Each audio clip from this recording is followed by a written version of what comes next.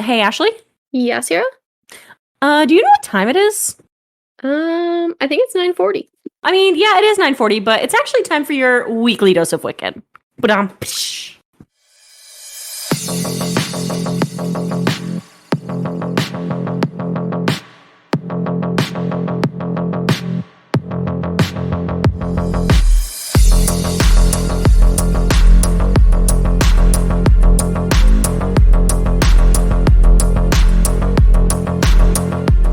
You ready for me to blow your mind? Ready for my mind to be blown. All right, so welcome to part 2 of the Heidi Allen disappearance.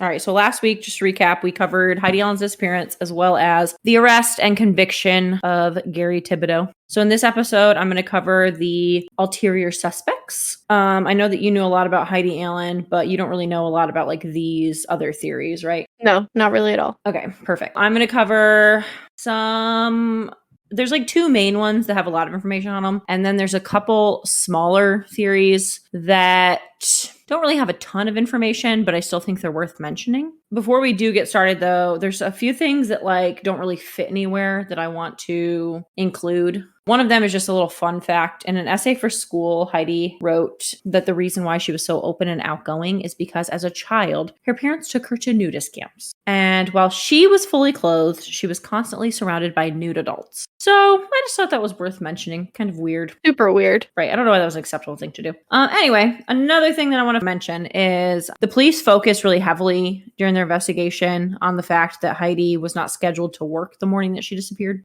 She had switched shifts with a coworker last minute. And that was one of the main reasons why they said that Gary Thibodeau didn't have a motive, was because it was a crime of convenience and that he didn't actually care who he was kidnapping and killing. So Jennifer Rutten is Heidi's coworker. She's the one that they swapped shifts. She came forward and said that she didn't understand why the police kept pushing, that no one knew about the shift swap. She said it was actually Heidi's idea, that Heidi wanted to switch shifts with her so that she could go to Brett's for Easter dinner. She said that they had planned it well in advance and that it was common knowledge with pretty much all of the customers. Like everyone knew Heidi was working that morning. They all had told Jennifer Rutten to enjoy her Easter Sunday morning because they knew she wasn't going to be there. That's just kind of important because the police kept saying that nobody knew, but everyone knew. Okay, so let's just jump right into it. I'm going to start off with our less likely options. I really want you to take these lightly because I don't know if we, get sued for this, but there's really not a lot of information on these ones. I just feel like they were worth mentioning because there is like just little tidbits of information on them. There is factual mentions in articles and whatever. There's also an entire, I don't know if it was a Twitter page or a Reddit thread, but like there's a whole dedicated group of people who just spit out theories of what happened to Heidi Allen. Some of them obviously make more sense than others, but like these ones to me make sense. And I was able to actually find articles that backed them up to an extent. You know what I mean? Put anything in here that I couldn't find a published article about. Right, and they're not our theories. They're just other people's theories.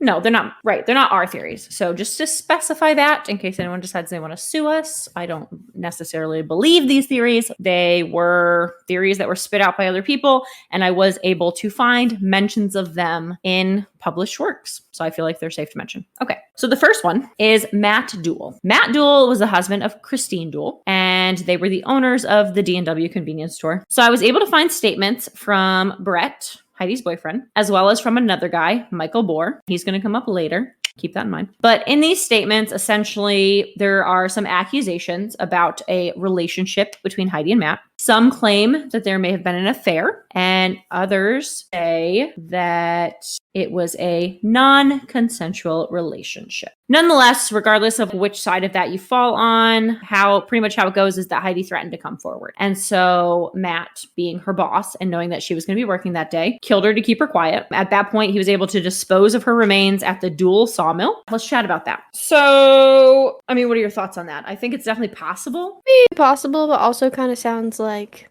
small town rumors. I agree. I also think, though, that my thoughts on that are if he took her to a sawmill and chopped her up, there would be a ton of evidence. Definitely. A lot of blood. I'm sure of it. There would be blood everywhere. As far as like evidence at the D&W, there's not going to be evidence there because he owns the D&W. Right. His DNA is going to be everywhere. Right. The sawmill would be a bloody freaking mess. if he chopped her up there. Do we know if the cops ever went to the sawmill? No, I actually have that in my notes that, I mean, it's definitely possible, but I couldn't actually find anything about the sheriff's department actually looking into Matt. He very well could have taken her to the sawmill and chopped her up, and they never checked. So he was never like a person of interest? I couldn't really find a full list, like everybody they included as a person of interest, but I mean, pretty much from the beginning, they just assumed it was Richard and Gary Thibodeau. They named them as like their lead suspects 11 days into the case. Right. They definitely questioned other people, but I didn't find an intensive list of suspects at all. Right, because they didn't really have any. Just brothers Thibodeau. So moving on from that theory, the next,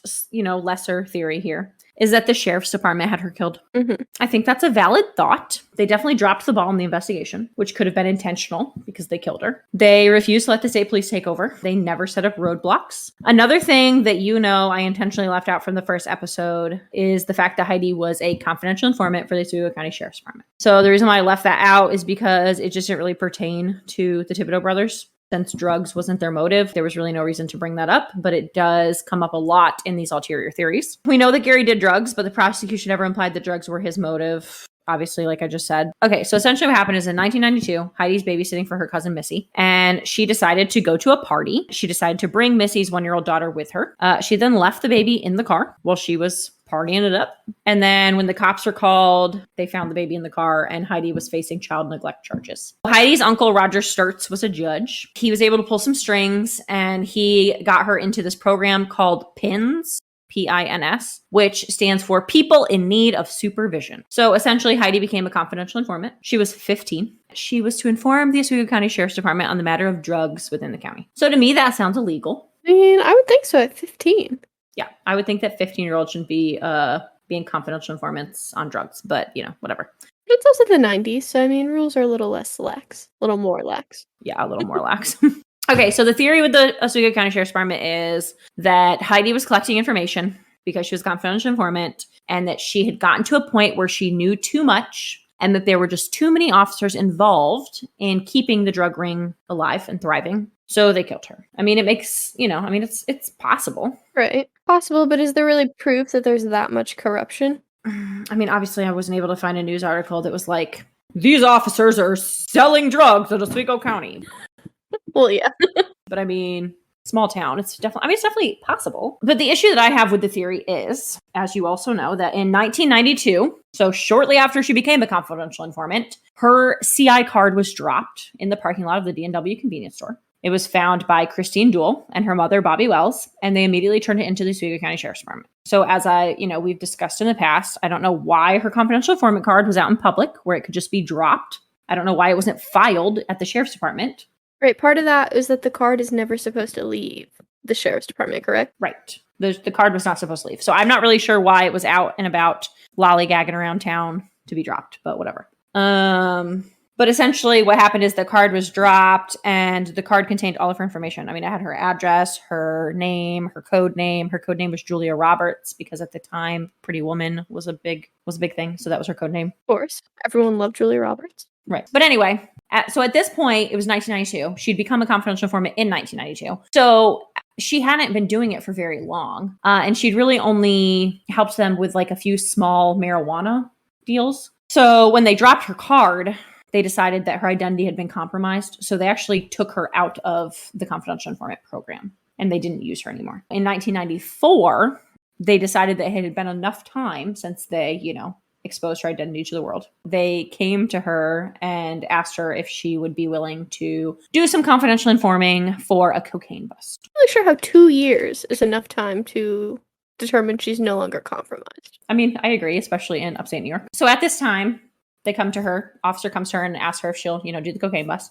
And Heidi told multiple people that she did not want to do it. She was afraid. She had never been involved in cocaine. My thought process with that, though, like why I went into all of that, is because I could see the sheriff's department killing her off if she'd been collecting information on them for 2.5 years consistently. But she wasn't. Like, she'd only been a confidential informant for a few months, and then they'd taken her off the cases. So she wasn't consistently collecting evidence. You know what I mean? Right. If there were corrupt cops, I could see her getting a lot of information in 2.5 years. I can't foresee her getting a lot of information in the short time that she did it, and then being asked to do another one, not even doing it I don't know. That's what doesn't make sense to me. Right, and like I feel like the cops are pretty like a close knit community, so it would take more time for them to gain trust and let her really in to get a lot of information on them, more than just a couple months. So the issue is the officer who was in charge of her confidential informant status, he really wasn't very secretive at all. He was actually pretty loose-lipped. He dropped her card in the parking lot, no big deal.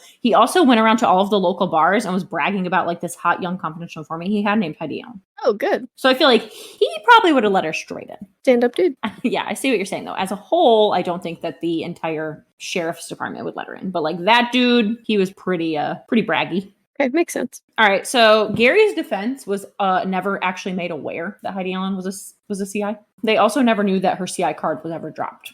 Also, they never told Heidi that her CI card was dropped. That's some bullshit. Yeah, it was just kept hush-hush. They didn't tell anybody. I mean, essentially, Christine Dools knew, Bobby Wells knew, because they were the two that found it. They immediately turned it into the Oswego County Sheriff's Department. I was able to find that information, like the police report where Christine Dools turned it in. But yeah, they never told Heidi that her card was missing. And they also never made Gary's defense aware that she was even a CI to begin with, or that her card had been dropped. I feel like they definitely should have known that, been made aware of that. I agree. Those are the two smaller theories that I have. This isn't really a theory, but I just think to me it's absolutely insane that Heidi's boyfriend Brett was never investigated. Right, that's always like the first person you go to is like the spouse. I mean, I know they weren't married, but like still, the significant other. No, but I mean, the significant other, yes. Like in most cases, like that's the first person you would question. So they questioned him like lightly in the beginning, but he was never heavily investigated at all. Multiple witnesses said that he was super controlling. He himself, in a police interview, said that if him and Heidi were apart for more than 25 minutes, he would call her. Well, he did go to the convenience store every morning to make sure she was working. Right, yes. Well, no, he went there to make sure she was safe, Ashley. He didn't go there to make sure she was working. Oh, whatever. He also said in an interview, I don't really think I covered this in the first episode, but he had said in an interview that Heidi was interested in him for quite some time before he finally agreed to take her on a date. What a gentleman. Yeah, what a gentleman. But he told her that if she wanted to go on a date with him, she had to quit smoking. She had to quit hanging out with those people, referring to the drug scene that she was involved in. And even the day that she disappeared, Christine Dools said that Brett was at the D&W that morning and that he was being controlling as usual. Those were her words, that he was controlling. It would make sense. Question him as a suspect. Right. I mean, no, I agree. In Lisa Peebles' book, she talked about how at trial, Brett was the picture-perfect grieving boyfriend. But in the months following Heidi's disappearance, there are recorded phone conversations. So, I mean, I guess police looked into him at some point because they tapped his phone. But in his conversations with his friends, he was annoyed with the investigators, and he was like bothered by the fact, like he was inconvenienced, and he said he thought that his phone was possibly tapped and that the police thought he might have something to do with it. Also, I already mentioned in the first episode, but he was 25 and she was 18. A little creepy. And at that point, he was a longtime boyfriend, as we stated in the other episode. So who knows how long they've been dating, but to me, it's a creepy age gap. Right, because I mean, like, long time. That's more than, like, a year, most likely. Right, I would agree. I mean, I would think... So what? She was 15 and he was 22? That's disgusting. So anyway, not necessarily a theory. I just think that... I just thought there'd be more information on him. Yeah, I definitely think rightfully so. You always look at the significant other. I agree, but that was really just an unnecessary rant. Keep that in there, edit it out. I don't know, but it just annoyed me that there should have been more on him. All right, now let's get into the heavy stuff. We're going to talk about some real, actual... ulterior suspects here. So there's really two main ones that I want to focus on. All right, so first, I think that, I don't know that either of these, I don't know how to word this. I don't know that either of these situations even have enough evidence on themselves to make an arrest. But I do think that both of these theories put in enough reasonable doubt that Gary Thibodeau should have gotten an appeal. Okay. I want to go back to the FBI. Remember, the FBI was called in. They called in that super cool profiler. That super cool profiler said, our guy's going to be obsessed with the case. He's going to insert himself any way he can. He'll have a past record of similar crimes, which Gary and Richard did not meet that profile at all. So they also called in this other super cool FBI dude. This guy was an internationally known forensic examiner, and he specialized in being able to know if people are telling the truth. So he's like a human lie detector. So he uses yes, essentially, yes. He can tell if someone is telling the truth based off of like their body language, based off of a whole bunch of other factors. I don't really know how it works because I'm not a human lie detector. But anyway, You're not? Not even a little bit. Could have fooled me. I know, right? Because I'm such a good judge of character. I don't know how he does it, but he's an expert and he works for the freaking FBI. So, I mean, he must be, legit. I don't think they'd bring in someone that they wouldn't bring in like a freaking fortune teller. Okay. So the FBI examiner, his name is Dr. Murray Myron. I don't know if that does anything for you, but felt like you needed that name. No, nothing at all, but I like it. He gave the Oswego County Sheriff's Department a file on this kid named Brent Moore. Brent is the son of Deborah Moore and Richard Minton. Brent told his mom that he had seen Heidi alive on Easter after 7:42 a.m. He was with his dad, and he saw his dad and 3 other men, one of which was a police officer, shoot Heidi in the head. And then they put her body in a garage/shed. It wasn't really specified, but it said garage/shed. And then they lit it on fire and burned her body. Oh my gosh. Yeah, so this kid knows where the shed is. He was able to pick Heidi out of a lineup of pictures. He knew her name. Like, he knew that's Heidi. He had seen her before. He said that Heidi had come to his house on Christmas and given his dad money. So, spoiler alert, Richard Minton was dealing drugs. So Heidi had come to his house to buy drugs, given him money. And this little boy, Brent, was also able to tell the FBI examiner guy what kind of car Heidi drove. Little boy, how old was he? Oh, we're getting there. Okay. So we're getting there. You're jumping ahead a little bit. Hold on. Per usual. So he was able to tell the FBI examiner that Heidi drove a long reddish car, which we know she drove a red station wagon. So a long reddish car. So this kid, Brent, he talks to the FBI examiner. The examiner writes 2 letters stating that Brent Moore, in his professional expert opinion, is telling the truth. He's showing all the signs of PTSD. He is drawing pictures, and the pictures depict exactly what he says he saw. Not only did his mother come forward, but also his preschool teacher came forward because he was also telling his preschool teacher about it. So how old was he? He was 3.5. Crazy. So, I mean, he had no reason to just make that up. Exactly. He had absolutely no reason to be like, oh yeah, my dad shot Heidi Allen in the head with his friends and burned her body. Like, he's 3.5 years old. He shouldn't even know that Heidi Allen was murdered. Right. I have a 3.5-year-old. I don't go, 3.5-year-old child, let me tell you about this girl who was just murdered. No, like, you don't tell 3.5-year-olds about people getting murdered. And even if he had seen it on the news, I don't know how he would come up with a story of my dad and 3 of his friends, one of which was a police officer, shot her in the head and then burned her body. And I know exactly where the burnt shed is. Oh, and by the way, there's actually remains of a burnt shed where I told you it was. Well, and what 3.5-year-old is watching the news? Right, exactly. That's what I'm saying. So to me, I mean, this checks out pretty well. So Brent's mom's Deborah. She also told the police that Richard told her that 3 guys took Heidi and that they were never going to find her body. So did they investigate the shed? Yeah, but you're jumping ahead again. Sorry. You're all about jumping ahead. It's fine. Well, get to the point. I have a lot more to cover before we get to the shed. So in 1994, they did an interview with Richard's sister. Again, we're talking about Richard Minton. Maybe I should call him Minton. Yeah. This is a new Richard, though. Not Richard Thibodeau, Richard Minton. So in 1994, they did an interview with Richard Minton's sister, Kim, and she said that she asked Richard about it and that he gave her the name of a drug dealer that he and Heidi would buy drugs from. So of all of the officers, it seemed that one officer did take this lead somewhat seriously. He drew up a web, and in this web, there was a corrupt corrections officer, and he was known for his involvement with Richard Minton and this drug circle that Richard Minton was a part of. So that easily could have been confused by Brent Moore for a police officer or corrections officer. Right. He's a 3.5-year-old. Right, like a man with a gun in a uniform. He very easily could have thought that this corrections officer was a police officer. Right. In this web, this officer pretty much connected Richard to that confidential informant card. So Richard Minton, at the time of Heidi's disappearance, is dating Jamie Kuhn. Jamie Kuhn lives with Richard Minton, and she is the daughter of Joyce Kuhn. Joyce Kuhn works at the D&W with Heidi. And she's also the sister of Bobby Wells, which is Kristen Duell's mother, owner of the D&W. And I don't know if you remember this or not, but the only people who knew about the CI card being dropped was Christine Duell and her mother, Bobby Wells. Right. So to me, that web makes sense. Like, Bobby Wells finds this confidential informant card with her daughter, Christine. And then she's like, hey, yo, sister Joyce, guess what we found? Because sisters tell each other everything. I mean, you know this. Right. No secrets. If I found a confidential informant card, I'd be like, yo, Ashley, guess what I just found? Like, this is some crazy stuff. So anyway, I mean, it makes very, very much sense to me that Bobby Wells would tell her sister, Joyce Kuhn, about the confidential informant card. And then it makes sense to me that Joyce Kuhn would then tell her daughter, Jamie Kuhn. Yeah. And then Jamie Kuhn is dating Richard Minton, who's dealing drugs. to Heidi Allen. And she's like, hey, yo, boyfriend, you might want to watch your back because you're dealing drugs to a confidential informant. Right, because she wants to look out for her boyfriend. Exactly. So, yeah, I mean, that to me, all of that makes sense. So the police claim that they investigated this lead. They did attempt to search the property where Brent claims that he saw Heidi killed, but the owners immediately lawyered up and refused to let them search. Who were the owners of the land? Why do you always have to jump ahead? That's my next bullet. I just know where you're going. It's that telepathy. Okay, the owners lawyered up. They refused to let them search. What blows my mind about that, though, is that, like, the police just dropped it. Like, they could have gotten a search warrant. Right.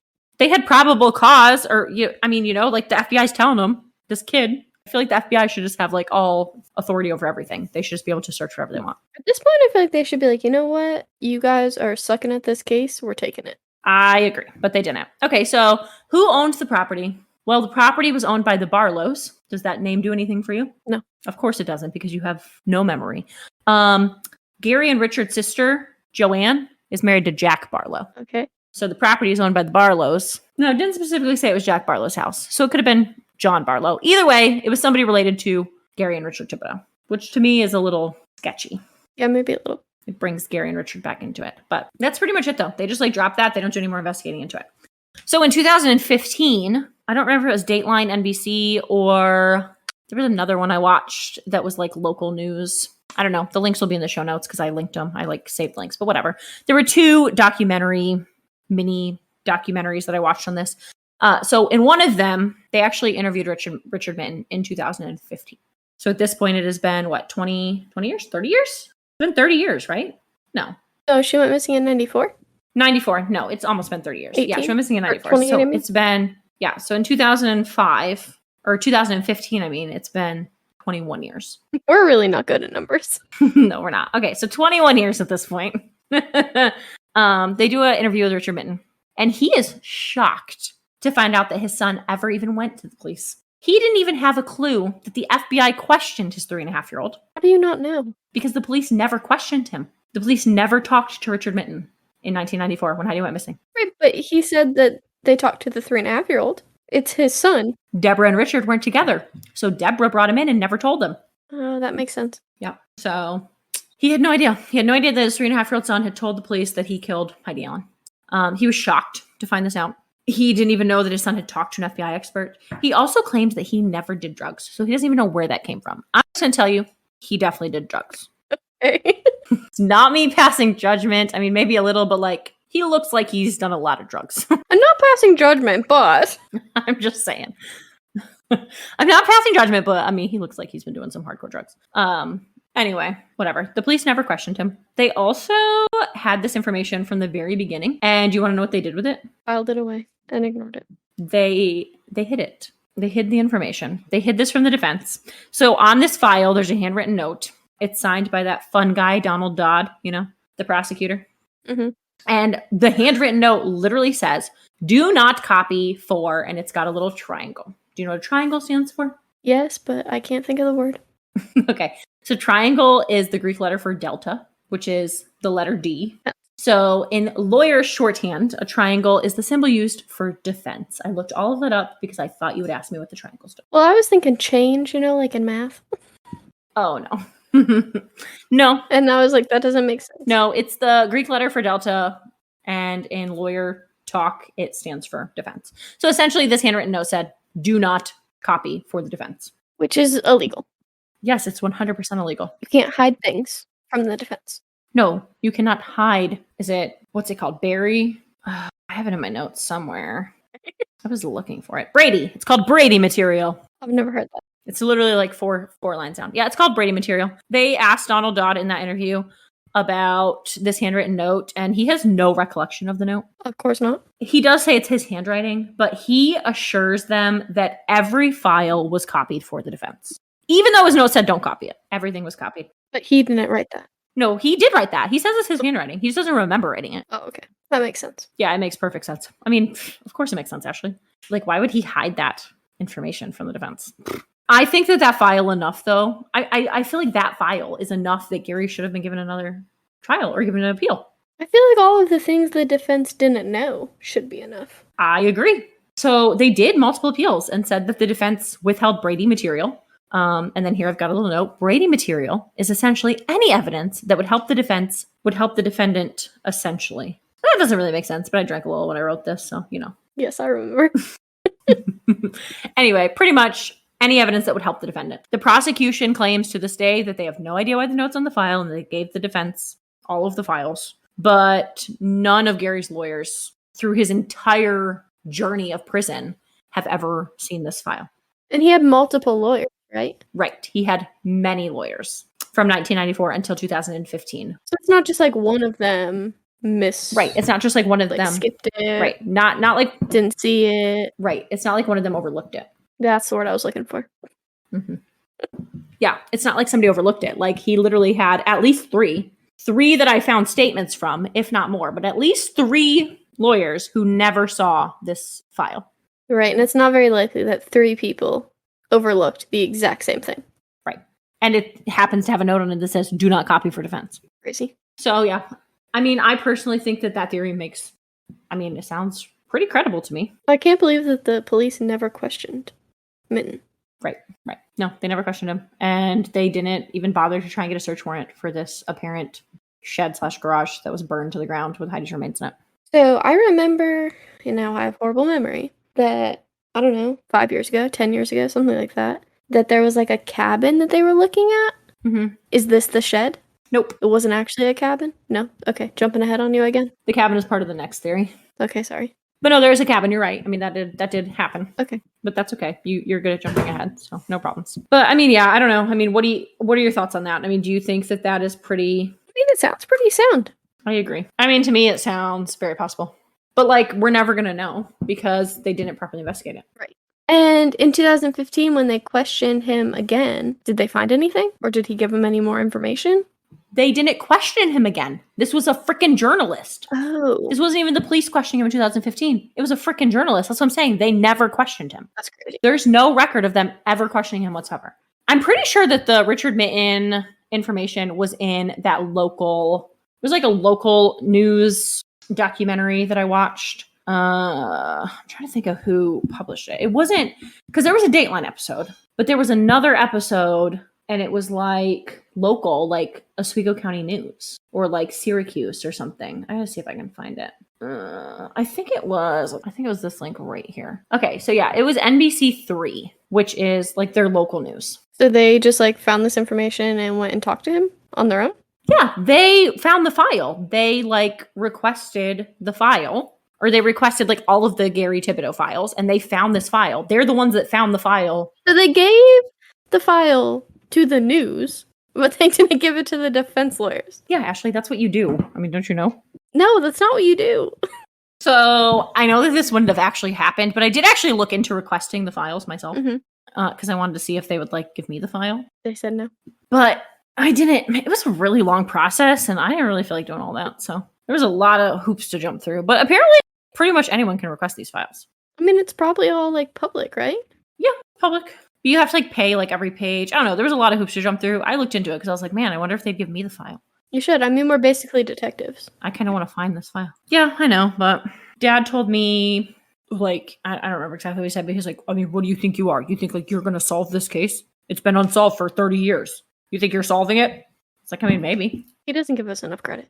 No, he doesn't. But I looked into the Jane Doe network, and I was looking for Jane Does that match Heidi's description, but I did find a couple, but I don't think they're her. Like, I found a couple that could possibly be her, but I don't think they're. Okay, anyway, let's get on to our final theory here.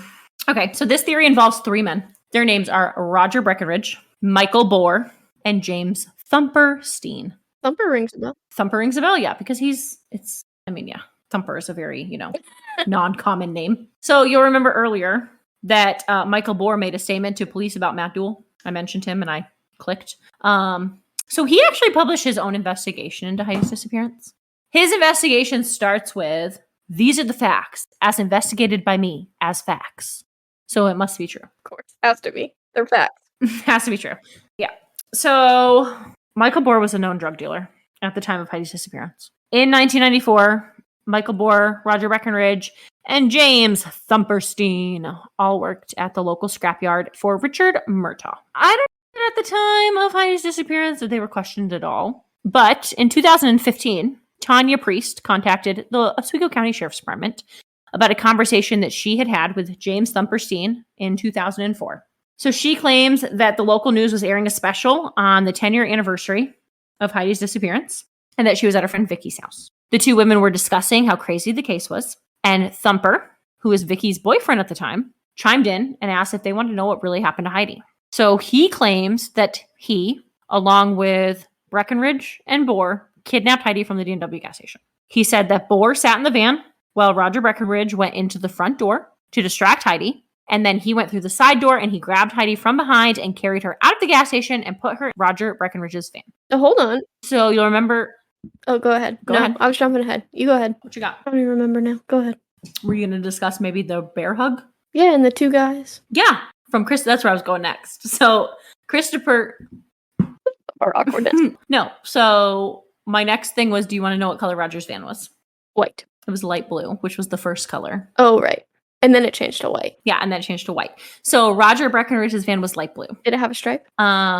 It did not have a stripe, but Okay. remember, originally it didn't have a stripe. It only had a stripe once it was white, and then it had a blue stripe. So initially, our friend Christopher Bivens, he initially said 2 men were carrying Heidi out of the gas station in a bear hug. Right. So this checks out with Thumper's story. In another statement, Brett Law had said that Heidi was very friendly, and he could see that in order for someone to kidnap her because of her height, because she's 5'11", I mean, I don't know, a lot of them really focused on the fact that she was 5'11", and it would be difficult to carry her out. What are your thoughts on that? I mean, you're 5'11", you're pretty tall. Okay. Do you think that people can carry me around, like willy-nilly?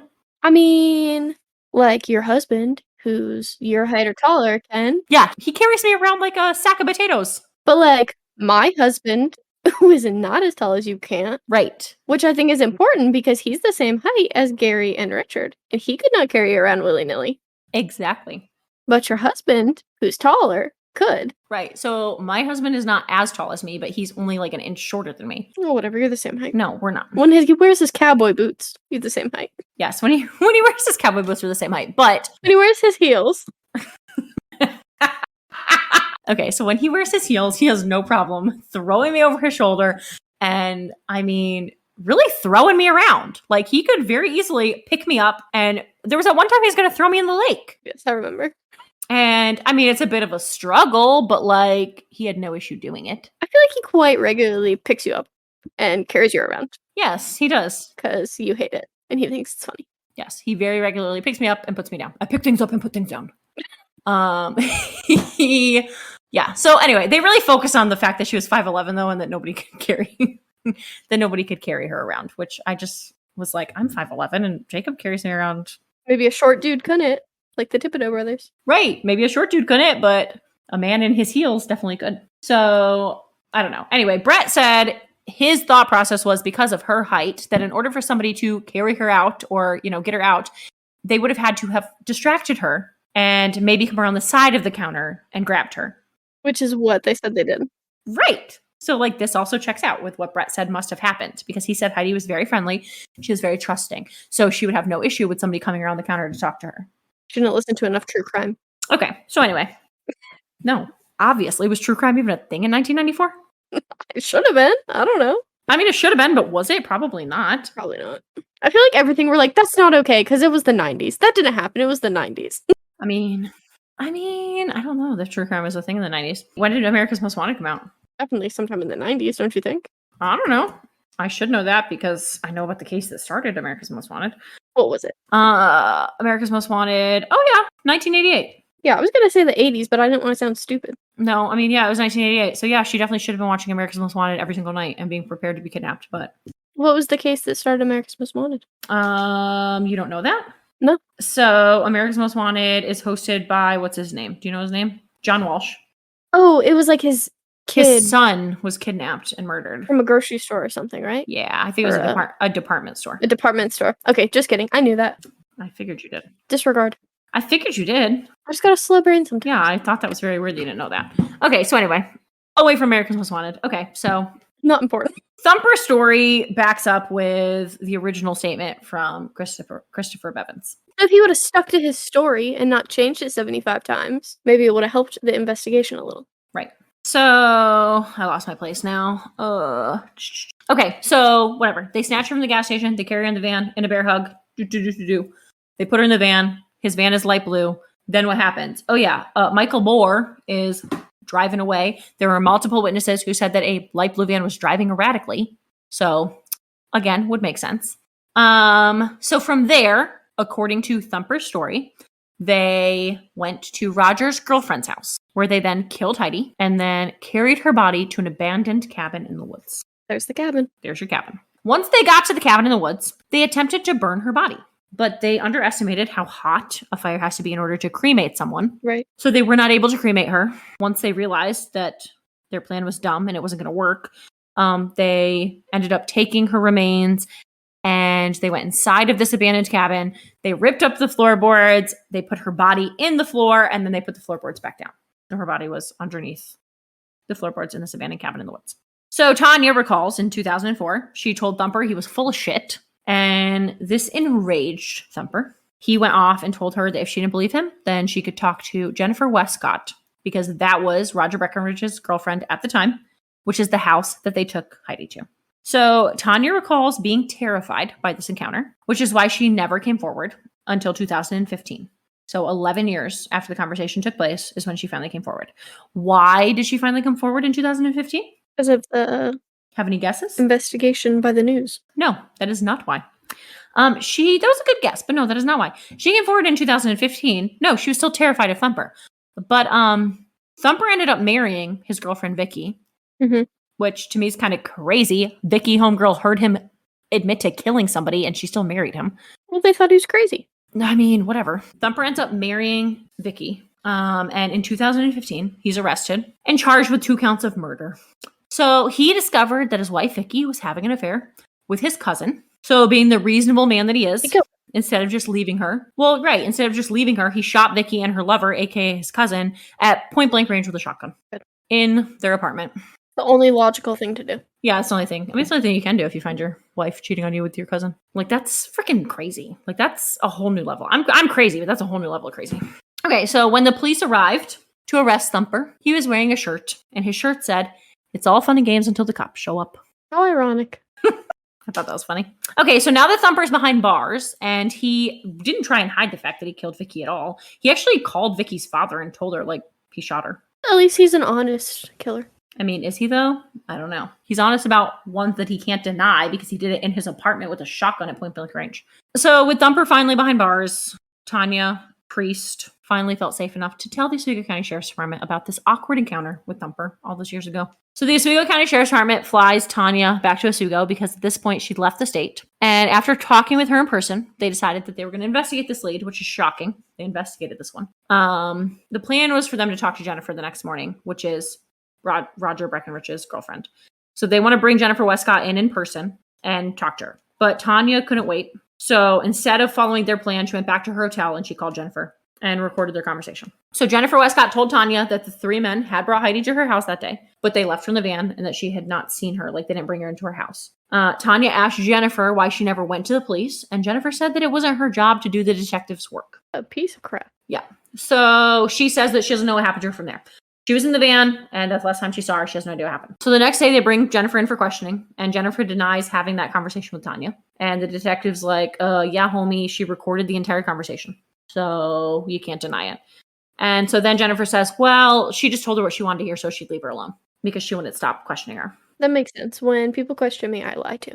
Yeah, me too. It's my favorite thing to do. They let her go that day. And then they end up bringing her in for a second interview. And during the second interview, she gets emotional. She does recall that Roger Breckenridge and his wife, Tracy, scrapped a van shortly after Heidi's disappearance.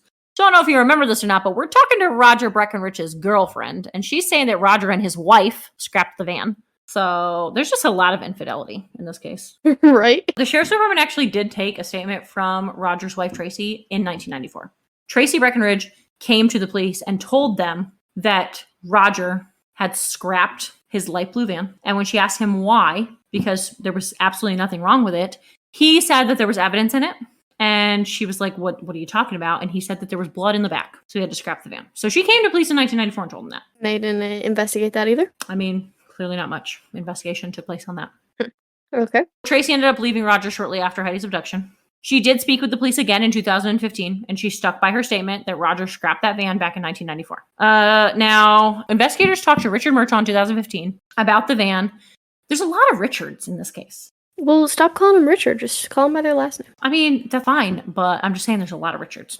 And that one's Richard Mitten, Richard Murtaugh, Richard Mitten, like very close. Anyway, whatever. So Richard Murtaugh said that he did recall the van that Roger Breckenridge had scrapped. And he said that when Roger Breckenridge scrapped the van, that there was a large roll of carpet in the back, but he didn't think that it would be big enough to like hold the body in it. So his employee, who also worked at the scrapyard in 1994, refused to talk to police until she consulted her attorney. But when she got the go-ahead from her attorney, she let the police know that she did remember scrapping the van and that she also remembered the large roll of carpet in the back. But she did not think that there was a body in it. But no one looked at it, so no one knows. Yeah. The police then question Thumper. You know, this is in 2015 now. So they questioned Thumper, and Thumper told them that Breckenridge and Bohr kidnapped Heidi and killed her, but that he was not involved. The police then question Roger Breckenridge, who in 2015 is in prison for larceny. He had stolen antique tractors and served time, but then he was arrested after his release because he failed to pay back the restitution for the tractors. Roger Breckenridge also denied all involvement in Heidi's disappearance. Lastly, the police questioned Michael Bohr. Bohr only agreed to an interview if they would meet in a public place, so he met them at Mapleview Family Restaurant.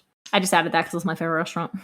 He said that he does not want any involvement and he's just trying to live a normal life. But they talked to him during his investigation, or during his questioning, I should say. He told the police that they should have stuck with Christopher Bivens' first statement because it probably would have got them much farther, which to me is weird. He also said that he knew it would only be a matter of time before they wanted to talk to him again. Again, weird. So you'll remember that FBI profiler. Mm-hmm. Your favorite dude? Yeah, my favorite dude. He had said that whoever kidnapped Heidi was going to be obsessed with her. He was going to insert himself into the investigation, and he was going to have a past history of similar crimes. Okay. So Michael Bohr inserted himself into the investigation. He went to police numerous times with leads. He did his own investigation on the case. He also was obsessed with the case. He had boxes and boxes of newspaper articles, like clippings. Anytime anybody reported on Heidi Allen's disappearance, he saved it. Creepy. So Lisa Peebles actually looked into his background, and she found a woman named Catherine Schmidt. And Catherine Schmidt is a woman that Michael Bohr attempted to kidnap, and he had later pled guilty to unlawful imprisonment. So this dude matches the profile. Right, 100%. Like the closest of anybody else involved in the case. And of the three men, he's the only one who's not in prison. But there was also an instance where Heidi's cousin, Missy, you know, the one she babysat for, got herself in this whole CI mess for. Or, I mean, not for. She was babysitting for Missy when she got in trouble and had to become a CI. So Missy had bought Heidi a bracelet for her high school graduation, because remember, she graduated shortly before that. Right. And the bracelet said, like, Heidi. It was a gold bracelet, and engraved on the top, it said Heidi. And then underneath, it said, like, with love, Missy, something to that extent. Okay. So Missy, one night, is at the bar with a friend of hers, and she is talking about this bracelet and how she wonders, like, if Heidi was wearing the bracelet when she went missing, whatever. It just came up in conversation. And at this point, it had been years since Heidi went missing. So shortly after that, the bracelet was mailed to Missy, and Michael Bohr was sitting at the bar that night. Creepy. He's a creepy dude. He's super freaking creepy. He's super creepy. But she did not take it to the Oswego County Sheriff's Department. Why not? Because she did not want to upset her family. So the issue with this case is most of Heidi's family believes that Gary did it. Which makes no sense. Right. I mean, pretty much all of them thinks that Gary and Richard did it. Like her parents, her aunts, I mean, everyone. Missy does not. But she didn't want to upset her family by like bringing this information to the police because it was just going to reopen like a can of worms. So she never take it to the police.